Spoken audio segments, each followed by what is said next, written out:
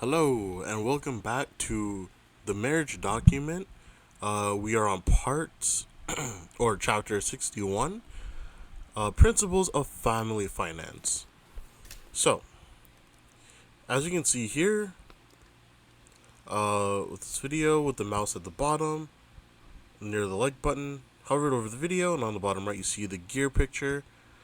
Put it close to or hover it over settings, click playback speed, scroll down and click times 2 or 1.75. As you can see, this makes the video go faster, and the purpose of this is that it makes listening to me more bearable, so I'd advise you to mess with the sound, with the speed. And yeah, alright. So, money may be a blessing or a curse. Money is not necessarily a curse. It is a high value because if rightly appropriated, it can do good in the salvation of souls, in blessing others who are poorer than ourselves. By an improvident or unwise use, money will become a snare to the user. He who employs money to gratify pride and ambition makes it a curse rather than a blessing. Money is a constant test of the affections. Whoever acquires more than sufficient for his real needs should seek wisdom and grace to know his own heart and to keep his heart diligently, lest he have imaginary wants and become an unfaithful steward. Using with prodigality, you guys know that word, his Lord's entrusted capital.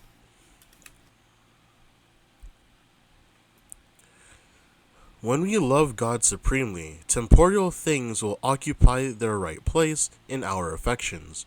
If we humbly and earnestly seek for knowledge and ability in order to make a right use of our Lord's goods, we shall receive wisdom from above. When the heart leans to its own preferences and inclinations, when the thought is cherished that money can confer happiness without the favor of God, then the money becomes a tyrant, ruling the man.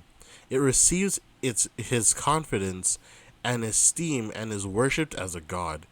Honor, truth, righteousness, and justice are sacrificed upon its altar.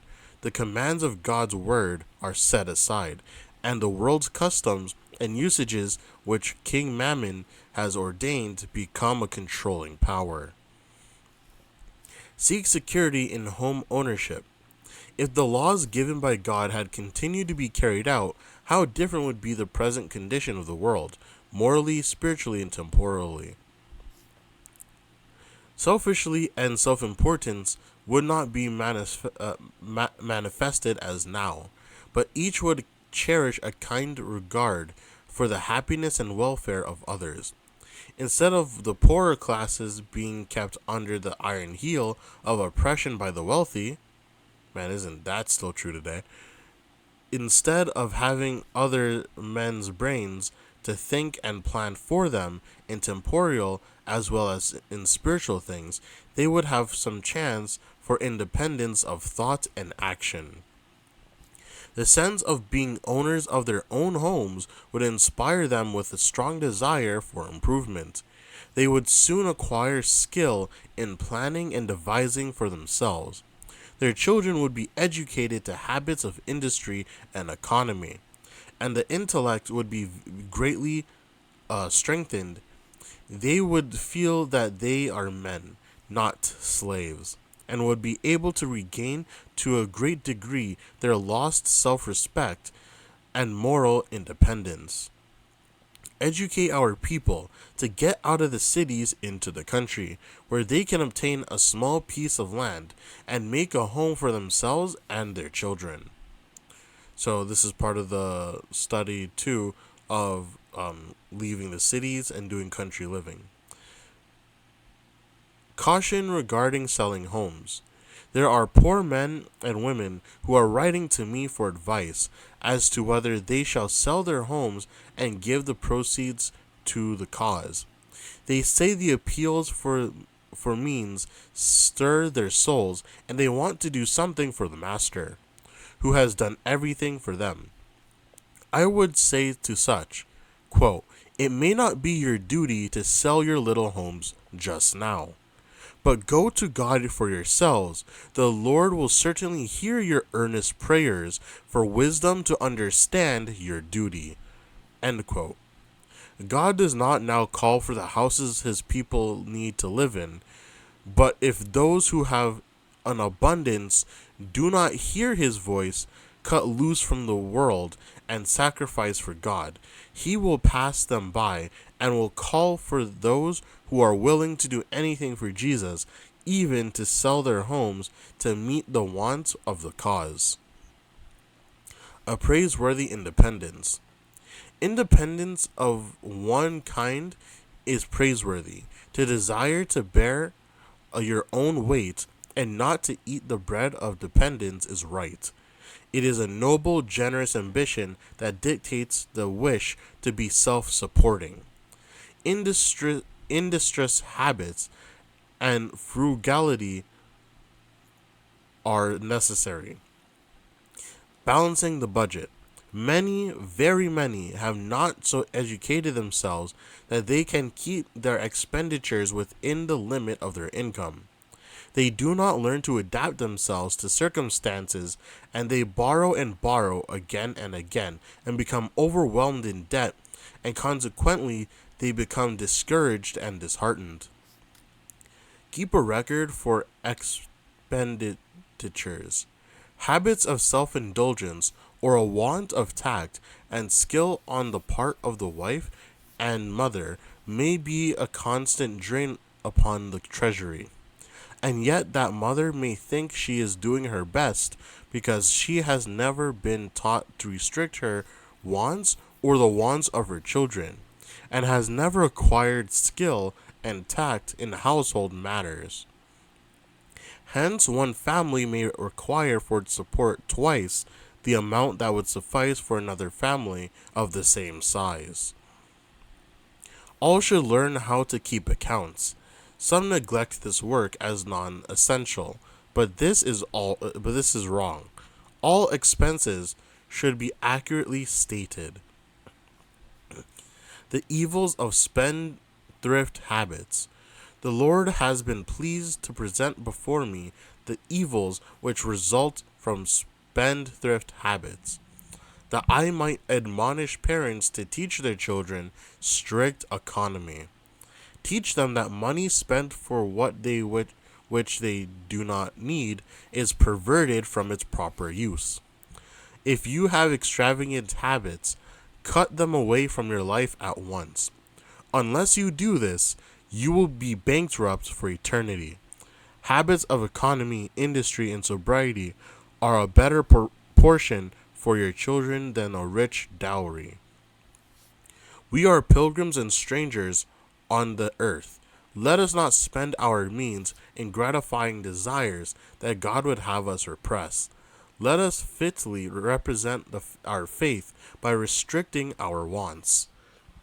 A parent reproved for extravagance. You do not know how to use money economically and do not learn to bring your wants within your income. You have an eager desire to get money, that you may freely use it as your inclination shall dictate.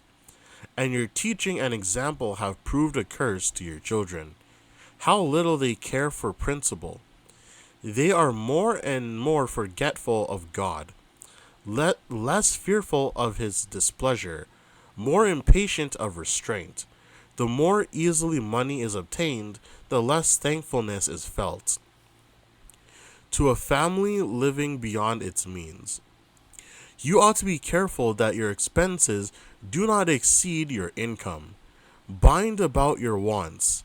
It is a great pity that your wife is so much like you in this matter of expending means, so that she cannot be a help to you in this direction, to watch the little outgoes in order to avoid the larger leaks.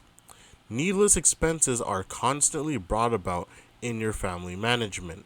Your wife loves to see her children dress in a manner beyond their means. And because of this, tastes and habits are cultivated in your children, which will make them vain and proud. If you would learn the lesson of economy and see the peril to yourselves and to your children and to the cause of God in this free use of means, you would obtain an experience essential to the perfection of your Christian character. Unless you do obtain such an experience, your children will bear the mold of a defective education as long as they live. I would not influence you to hoard up means. It would be difficult for you to do this, but I would counsel you both to expend your money carefully and let your daily example teach lessons of frugality, self-denial, and economy to your children. They need to be educated by precept and example. A family called to self-denial. I was shown that you, my brother and sister, have much to learn. You have not lived within your means. You have not learned to economize. If you earn high wages, you do not know how to make it go as far as possible. You consult taste or appetite instead of prudence. At times you expend money for a quality of food in which your brethren cannot afford to indulge. Dollars slip from your pocket very easily. Self-denial is a lesson which you both have yet to learn. Parents should learn to live within their means. They should cultivate self-denial in their children. Teaching them by precept and example, they should make their wants few and simple, that there may be time for mental improvement and spiritual culture. Indulgence is not an expression of love. Do not educate your children to think that your love for them must be expressed by indulgence of their pride, extravagance, and love of display. There is no time now to invent ways for using up money. Use your inventive faculties in seeking to economize. Economy consistent with generosity. The natural turn of youth in this age is to neglect and despise economy and to confound it with the stinginess and narrowness. But economy is consistent with the most broad and liberal views and feelings. There can be no true generosity where it is not practiced. No one should think it beneath him to study. The other extreme unwise economy. God is not honored when the body is neglected or abused and is thus unfitted for his service. To care for the body by providing for it food that is relishable and strengthening is one of the first duties of the householder. It is far better to have less expensive clothing and furniture than to stint the supply of food. Some householders stint the family table in order to provide expensive entertainment for visitors. This is unwise. In the entertainment of guests, there should be greater simplicity. Let the needs of the family have first attention. Unwise economy and artificial customs often prevent the exercise of hospitality where it is needed and would be a blessing. The regular supply of food for our tables should be such that the unexpected guest can be made welcome without burdening the housewife to make extra preparation. Our economy must never be of that kind which would lead to providing meager meals. Students should have an abundance of wholesome food, but let those in charge of the cooking gather up the fragments that nothing be lost. And I'm going to be honest, I don't know how to pronounce it, so I'll try my best. Economy does not mean niggardliness, but a prudent expenditure of means because there is a great work to be done. Provide conveniences to lighten wife's labor. Brother E's family live in accordance with the principles of strictest economy. Brother E had conscientiously decided not to build a convenient woodshed and kitchen for his large family, because he did not feel free to invest means in personal conveniences when the cause of God needed money to carry it forward. I tried to show him that it was necessary for the health as well as the morals of his children, that he should make home pleasant and provide conveniences to lighten the labor of his wife. Wife's allowance for personal use. You must help each other. Do not look upon it as a virtue to hold fast the purse strings, refusing to give your wife money. You should allow your wife a certain sum weekly and should let her do what she please with this money.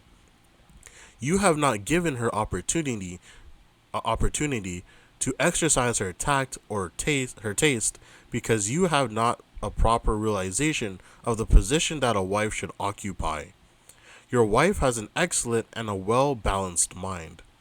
Give your wife a share of the money that you receive. Let her have this as her own, and let her use it as she desires. She should have been allowed to use the means that she earned as she, in her judgment, deemed best. If she had had a certain sum to use as her own without being criticized, a great weight would have been lifted from her mind. Seek comfort and health. Brother P has not made a judicious use of means. Wise judgment has not influenced him as much as have the voice and the desires of his children. He does not place the estimate that he should upon the means in his hands and expend it cautiously for the most needful articles. For the very things he must have for comfort and health, the entire family need to improve in this respect. Many things are needed in the family for convenience and comfort. The lack of appreciating order and system in the arrangement of family matters leads to destructiveness and working to great disadvantage. We cannot make the heart pure or holier by clothing the body in sackcloth or depriving the home of all that ministers to comfort, taste, or convenience. God does not require that his people should deprive themselves of that which is really necessary for their health and comfort. But he does not approve of wantonness and extravagance and display. Learn when to spare and when to spend. You should learn to know when to spare and when to spend.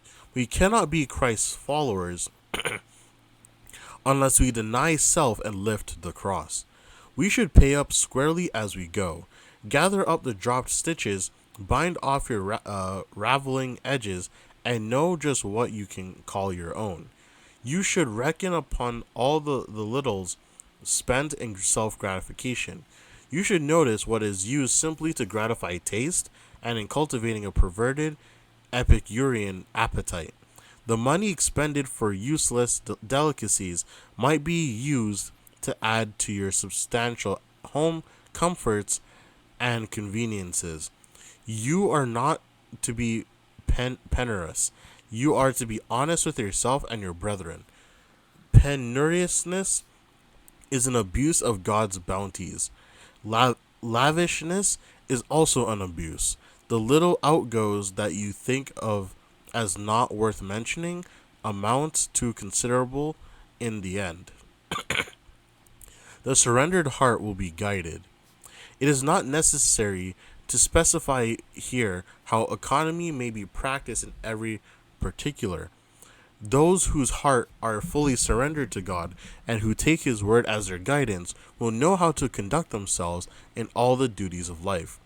They will learn of Jesus, who is meek and lowly of heart, and in cultivating the meekness of Christ, they will close the door against innumerable temptations. And that's where this chapter ends, and next time will be economy to be practiced. And I'll see you guys later in the next one. Have a good day.